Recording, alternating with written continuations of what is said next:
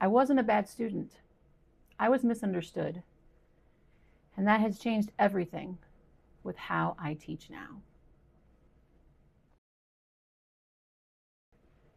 Hello, I'm Rebecca the Reading Hacker, and I help struggling readers crack the code and find confidence with reading. I'm not sharing my story to find sympathy. I'm sharing it because there's many misunderstood learners out there, and I was one of them. Trying to find confidence in something you do not feel confident in is one of the hardest things in life to learn how to do, whether you're a kid, a teenager, or an adult. School was always really a big struggle for me. My earliest memories of kindergarten were being put in timeout over and over again because I wasn't following directions or I was considered a hyperactive kid. But one of my strongest memories came from one of my favorite classes when I was a kid, art. I had to have been like early pre-K, early, elementary school. And we were doing art class, doing art things. I don't remember what we were doing, honestly. It was that long ago. Don't ask how long. And I finished early. And so I'm sitting there like, what do I do? What do I do? I always had to have something to do. So I went over and grabbed some paint and started painting. And I remember I was painting this like rainbow. It was a square. I was just doing like these stripes, in order. And I was like, oh, I can give this to mom or I can give this to somebody. And my art teacher came over and saw that I was painting and immediately just started yelling at me. Why am I doing this? Why are the paints out? And honestly, looking back as a teacher, I probably would be like, hey, what is going on? But they then took my art project and tore it up and threw it in the garbage. I got put in timeout for that. A lot of times neurodivergent behavior is misinterpreted as not following directions, being off in your own little world. And I can only imagine as a teacher now, like I'm not putting down on that teacher from that long ago. I can only imagine being full of a classroom of 30 kids, having to, teach them art, all hands-on project learning. And then you have this, squirrely little girl in the corner getting out the paints and probably making a huge mess. But to this day, I don't understand why he had to tear it up and throw it away. So I think that's one of the things I wanted to kind of touch on was that how we react to struggling learners of any kind is really important, that we don't tear them down. But that wasn't the only experience I had. It was a pattern. I was always going to the nurse's station and avoiding class. I didn't want to do work because it was really hard. It was really embarrassing when I didn't know any of the answers. Second grade, we always had this spelling test. The words were given out on Monday, and if you could pass, ace it by Wednesday, you didn't have to take the test on Friday. It was like a practice test on Wednesday. And I tried so hard. I could never remember the order of those words. Couldn't. And then when I got into third grade, I still couldn't read. Struggling math, struggling the whole kit and caboodle. And that's when I was diagnosed. Well, went through the IEP process, and I was found to have a disability in reading, writing, and math. Now, I want to be very clear. Schools don't diagnose. I use the word diagnose, but schools do something called labeling. They kind of put people in categories, okay? People can diagnose is psychiatrists, certain clinical psychologists, doctors, people with a lot more letters behind their name than mine. But I was never formally diagnosed with dyslexia, but I had a learning disability in reading, basic reading and reading comprehension, which is the telltale signs, along with math and writing. And so when I was diagnosed, they just said, oh, you need special help. So that school did not offer a resource room, which is kind of a small room that you pull students to. They only offered one type, inclusion, the room, and I needed something more. So in the middle of the school year, I was shipped across town to a different school. I had to leave all my friends, I had to leave everything because the way I saw it, I wasn't good enough. And we all know that that's not the truth, but when you're 8, the world's a little less gray with that. I guess I always walked away from most of the things in school feeling like I was wrong. Why try? Why even try? You're just gonna mess it up anyway. Just gonna screw it up. And when I got to 6th grade, I flunked language arts. It wasn't until I got into my 30s that I was diagnosed with ADHD from an actual psychiatrist. I was in the car listening to a podcast, the Mel Robbins podcast. Shout out to Mel Robbins. Your podcast changed my life. Just throwing it out there. And she was talking about how she went through the process with her child of getting diagnosed with ADHD, and how she noticed that most of those symptoms were the ones that she had. And as they were listening, I was like, yeah, that's me. Yeah, that's me too. And I went to my medical provider and I said, hey, do you think this is a possibility? And we did the assessment, and lo and behold, I'm neurodivergent.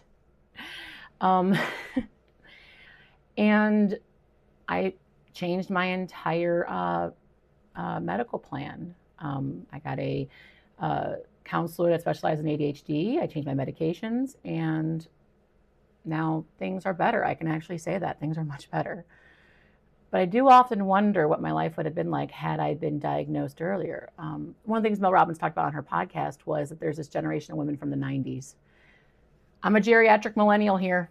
It's throwing out there. They call us zennials, but that's just the nice word.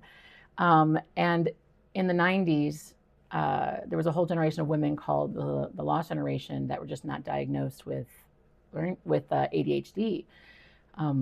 And even now, it's like a very over proportion of boys versus girls are diagnosed. Now I'm an educator. I've taken what I've learned from being a misunderstood student, and I apply that. I teach explicitly. I make sure that steps are broken down. I chunk huge things into smaller steps, because those of us who are neurodivergent, we get lost in the forest quite frequently. And I mean, seeing the forest and then there's the trees. So we have to chunk it up together to try to figure it out. But let's give you something actionable, which is why I always want to give away from these videos, okay? How do we help struggling, misunderstood kids like myself? Well, let's go through 3 ways we can do that. Takeaway number 1, in order to help struggling, misunderstood kids, pause before punishing. Now, I want to put out there, pause before punishing. I am not saying don't punish. There were many times in my childhood that I needed to be punished, believe me. But taking that moment to pause is so important. Before we go to punish a behavior, the first thing we need to do is say, what is being communicated here? What was the intention? When I was punished in art class and my art was destroyed, nobody asked why I started out, why I wasn't following directions. It was just seen as a problem that needed to be punished. And all I took away from that was shame. And that's the whole point of it. If we pause before punishing and we think, okay, how are we going to play this out to keep the shame from seeping in to our learners or our kids? Most of us really do want to be loved and to feel special and to excel. Just we kind of see a different way on how to go about that. All right, takeaway number 2. We need to start asking what skill might be missing. And this is not just for reading, this is for everything, okay? Because if we have something going on, if a child or student is having issues, what is going on that is making them avoidant of that? People avoid what's unpleasant. Why is this unpleasant? Why aren't they trying? Why aren't they focused? Why won't they just do it? Well, let's ask. Is it a reading problem, a math problem, writing problem, attention problem? By digging underneath that layer into that iceberg, what's all underneath, you might find out what's really going on. And so many teachers do this. I see it all the time. We have some fantastic educators out there. And then sometimes we have people who, will assume that a kid is being defiant. So we need to really look at those skills. The third takeaway, find out the why. And I'm not talking about the why are they struggling. the why of what they want. What's their why? What pushes them? What gets them up in the morning? What are their dreams? What do they want? Especially with these older learners. We have so many middle school and high school students who have just lost their push and they're so checked out. But what we need to do is we need to connect what we have to have them do to what they want to do. What does their future look like?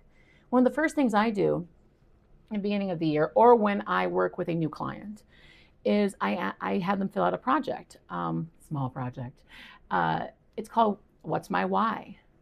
Where do they see themselves? And it's not just, what do you want to do when you grow up? Because a lot of kids have no idea.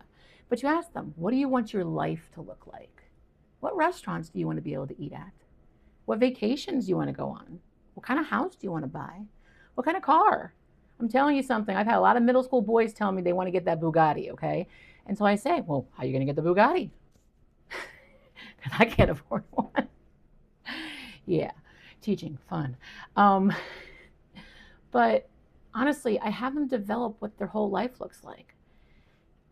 And what I really like doing is sometimes taking the art part in it for some of them that do like it and, giving that image. Or you can do on Google, you can go on a slideshow and have them create like a little collage there, kind of, you guys could call it a vision board, but you need to kind of like support it, because if you say, hey, do something that makes, what's your whole life look like, it gets a little too overwhelming. Break it down into pieces. It's something that, I kind of do with kids, and figure out what it is. And then you connect that to what you need them to do. Because most of the time what you need them to do, like really need them to do, is what they need in order to be successful to go forward. So it's that connecting. Especially for kids with ADHD, we really need to know the why. We really have to.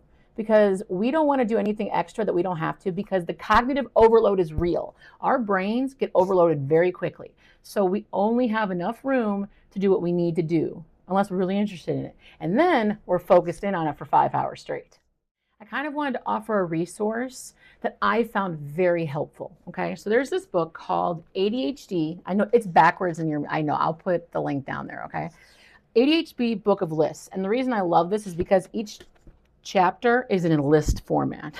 So it's great if you have neurodivergence as well. So taking a look, what I really like about it, it goes a practical guide for helping children and teens with attention deficit disorder. This can be used for anybody with any kind of behavior or any kind of avoidant. I really love this. I know it's huge. I know you're like, oh my God, it's crazy big. But seriously, if you kind of look, I kind of go through and I highlight a whole bunch of stuff. That's how I read. I will teach in another video how I go about doing that. It helps my brain as best it can. Another book that I actually really like, and I read over the summer, is this Executive Functioning in Children and Adolescents. So this focuses on executive functioning. So there is a part in here about autism. Fascinating chapter about ADHD and autism and the similarities and differences. I actually might review that chapter in a later video, because it blew my mind, and I just, the connections that were made was great. So I'll put the links down below with that for you. So the 3 takeaways I gave you: pausing, finding out what's that skill, what's missing, and finding out that why, when they all come together, it can help with motivation. It can help with keeping the shame away. It can help with keeping that grit, that push that human beings need to be successful. If you found this video helpful, I have a few more on my channel. I'm a young channel, so I'll be having videos come out every week. And go ahead and subscribe so that you can stay in touch. And go ahead in the comments and put out some ideas of what different kind of videos you'd like. How to support certain struggling learners, certain struggling readers. I'd love to have that conversation. If we make learning clear and concise and people get what they need, anything can happen. So go ahead, crack the code, and unlock the reader.